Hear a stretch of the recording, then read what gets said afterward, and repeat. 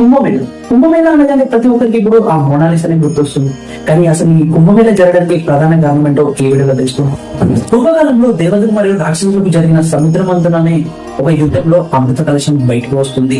ఇది రాక్షసుల చేతి చిక్కితే ప్రపంచం నాశనం అవుతుందని తెలుసుకున్న దేవతలు ఆ అమృతాన్ని కుంభం అనే ఒక కుండలో విష్ణువుకి ఇచ్చారు.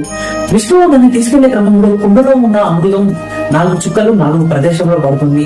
అక్కడే మనం కుంభమేళ జరుపుకుంటూ ఉంటాం. కుంభమేళ ప్రతి 4 సంవత్సరాలకు ఒకసారి జరుపుకుంటారు. అర్ధ కుంభమేళ ప్రతి 6 సంవత్సరాలకు ఒకసారి జరుపుకుంటారు.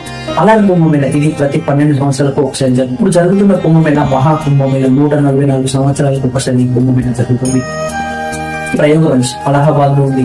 గంగా యమున సరస్వతి నదుల సంగమం వద్ద ఈ కుంభమేళ జరుగుతుంది. హరిద్వార్ గంగా నది ఒడ్డున ఈ కుంభమేళ జరుగుతుంది. ఉజ్జయిని శిప్రా నది ఒడ్డున ఈ కుంభమేళ జరుగుతుంది.